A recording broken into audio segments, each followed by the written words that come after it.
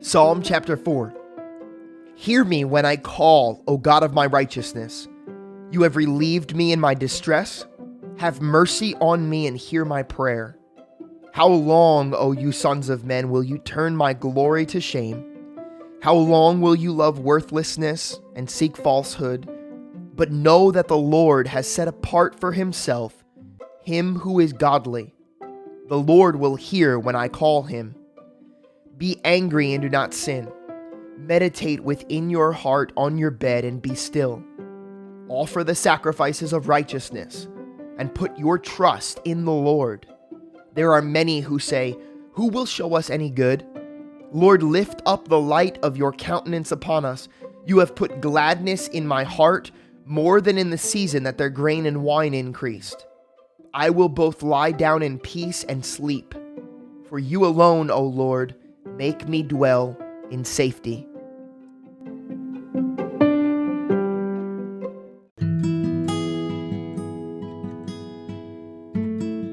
Genesis chapters 12 through 15. Now the Lord had said to Abram, "Get out of your country, from your family, and from your father's house, to a land that I will show you. I will make you a great nation.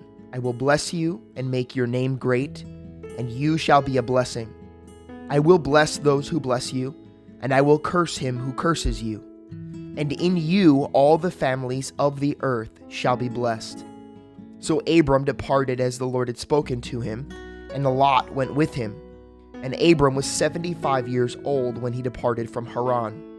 Then Abram took Sarai his wife, and Lot his brother's son, and all their possessions that they had gathered, and the people whom they had acquired in Haran. And they departed to go to the land of Canaan. So they came to the land of Canaan. Abram passed through the land to the place of Shechem, as far as the terebinth tree of Moreh. And the Canaanites were then in the land. Then the Lord appeared to Abram and said, "To your descendants I will give this land." And there he built an altar to the Lord, who had appeared to him.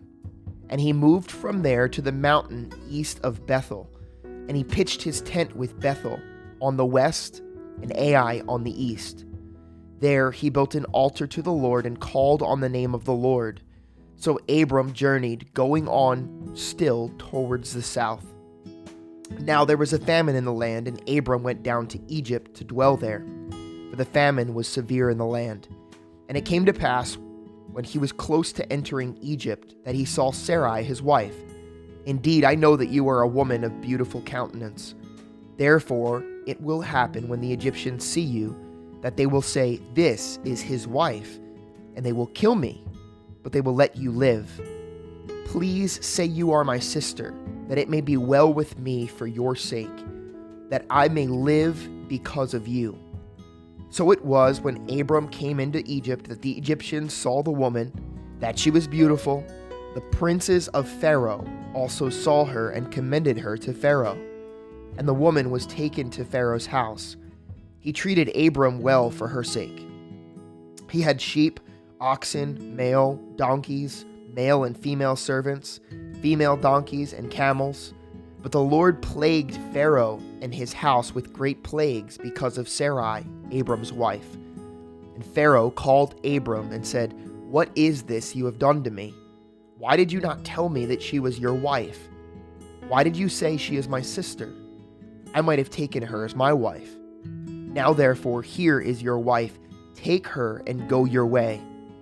So Pharaoh commended his men concerning him, and they sent him away with his wife and all that he had. Then Abram went up from Egypt, he and his wife and all that he had, and Lot went with him to the south. Abram was very rich in livestock, in silver, and in gold. And he went on his journey from the south as far as Bethel, to the place where his tent had been at the beginning, between Bethel and Ai, to the place of the altar which he had made there first. And there Abram called on the name of the Lord. Lot also went with Abram, had flocks and herds and tents. Now the land was not able to support them, that they may dwell together, for their possessions were so great that they could not dwell together. And there was strife between the herdsmen of Abram's livestock and the herdsmen of Lot's livestock. The Canaanites and the Perizzites then dwelt in the land. So Abram said to Lot, "Please let there be no strife between you and me, and between my herdsmen and your herdsmen, for we are brethren. Is not the whole land before you? Please separate from me. If you take the left, then I will go right, or if you go right, then I will go left." And Lot lifted his eyes and saw the plain of the Jordan, that it was well watered everywhere, before the Lord destroyed Sodom and Gomorrah, like the garden of the Lord, like the land of Egypt as you go down toward Zoar. Then Lot chose for himself all the plain of Jordan, and Lot journeyed east, and they separated from each other. Abram dwelt in the land of Canaan, and Lot dwelt in the cities of the plain, and pitched his tent even as far as Sodom. But the men of Sodom were exceedingly wicked and sinful against the Lord. And the Lord said to Abram, after Lot is separated from him, "Lift your eyes now and look from the place where you are, northward, southward, eastward, and westward. For all the land which you see, I give to you and your descendants forever.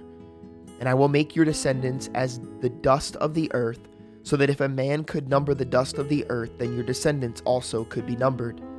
Arise, walk in the land, through its length and its width, for I give it to you." Then Abram moved his tent and went and dwelt by the terebinth trees of Mamre, which are in Hebron, and built an altar there to the Lord. And it came to pass in the days of Amraphel, king of Shinar, Arioch, king of Elasar, Kedorlaomer, king of Elam, and Tidal, king of nations, that they made war with Bera, king of Sodom, Birsha, king of Gomorrah, Shinar, king of Admah, Shemaber, king of Zeboim, and king of Bela, that is Zoar. All these joined together in the valley of Siddim, that is the Salt Sea. 12 years they served Kedorlaomer, and in the 13th year they rebelled. In the 14th year, Kedorlaomer and the king that were with him came and attacked the Rephaim in Ash, Taroth, Karnaim, and Zuzim in Ham, and Emim in Shava, Kerekiam, and Horites in the mountains of Seir, as far as Ia, Paran, which is by the wilderness. Then they turned back and came to En Mishpat, that is Kadesh, and attacked all the country of the Amalekites, and also the Amorites who dwelt in Hazazon Tamar. And the king of Sodom, the king of Gomorrah, the king of Admah, the king of Zeboim, and the king of Bela, that is Zoar, went out and journeyed together in battle in the valley of Siddim against Kedorlaomer, king of Elam, Tidal, king of nations, Amraphel, king of Shinar, and Arioch, king of Eleasar, 4 kings against 5. Now the valley of Siddim was full of asphalt pits, and the kings of Sodom and Gomorrah fled. Some fell there, and the remainder fled to the mountains. Then they took all the goods of Sodom and Gomorrah, and all their provisions, and went their way. They also took Lot, Abram's son, who dwelt in Sodom, and his goods, and departed. Then one who had escaped came and told Abram the Hebrew, for he dwelt by the terebinth trees of Mamre the Amorite, brother of Eshcol and brother of Aner, and they were allies with Abram. Now when Abram heard that his brother was taken captive, he armed his 318 trained servants who were born in his own house, and went in pursuit as far as Dan. He divided his forces against them by night, and he and his servants attacked them and pursued them as far as Hobah, which is north of Damascus. So he brought back all of the goods, and also brought back his brother Lot and his goods, as well as the women and the people. And the king of Sodom went out to meet him in the valley of Shava, that is the king's valley, after his return from the defeat of Kedorlaomer, and the kings who were with him. Then Melchizedek, king of Salem, brought out bread and wine. He was the priest of God Most High, and he blessed him and said, Blessed be Abram of God Most High, possessor of heaven and earth, and blessed be God Most High, who has delivered your enemies into your hand. And he gave him a tithe of all. Now the king of Sodom said to Abram, Give me the persons and take the goods for yourself. But Abram said to the king of Sodom, I have raised my hand to the Lord, God Most High, the possessor of heaven and earth, that I will take nothing, from a thread to a sandal strap, and that I will not take anything that is yours, lest you should say, I have made Abram rich, except only what the young men have eaten, and the portion of the men who went with me, Aner, Eshcol, and Mamre. Let them take their portion. After these things, the word of the Lord came to Abram in a vision, saying, Do not be afraid, Abram. I am your shield, your exceedingly great reward. But Abram said, Lord God, what will you give me, seeing I go childless, and the heir of my house is Eliezer of Damascus? Then Abram said, Look, you have given me no offspring. Indeed, one born in my house is my heir. And behold, the word of the Lord came to him, saying, This one shall not be your heir, but one who will come from your own blood shall be your heir. Then he brought him outside and said, Look now towards heaven, and count the stars if you are able to number them. And he said to him, So shall your descendants be. And he believed in the Lord, and he accounted it to him for righteousness. Then he said to him, I am the Lord who brought you out of Ur of the Chaldeans, to give you this land to inherit it. And he said, Lord God, how should I know that I will inherit it? So he said to him, Bring me a 3-year-old heifer, a 3-year-old female goat, a 3-year-old ram, a turtle dove, and a young pigeon. Then he brought all of these to him and cut them in two down the middle, and placed each piece opposite to the other, but he did not cut the birds in two. And when the vultures came down to the carcasses, Abram drove them away. Now when the sun was going down, a deep sleep fell on Abram, and behold, horror and great darkness fell upon him. Then he said to Abram, Know certainly that your descendants will be strangers in a land that is not theirs, and will serve them, and they will afflict them 400 years. And also the nation whom they serve I will judge. Afterward they shall come out with great possessions. Now as for you, you shall go to your fathers in peace. You shall be buried at a good old age. But in the 4th generation they shall return here, for the iniquity of the Amorites is not yet complete. And it came to pass, when the sun went down and it was dark, behold, there appeared a smoking oven and a burning torch that passed between those pieces.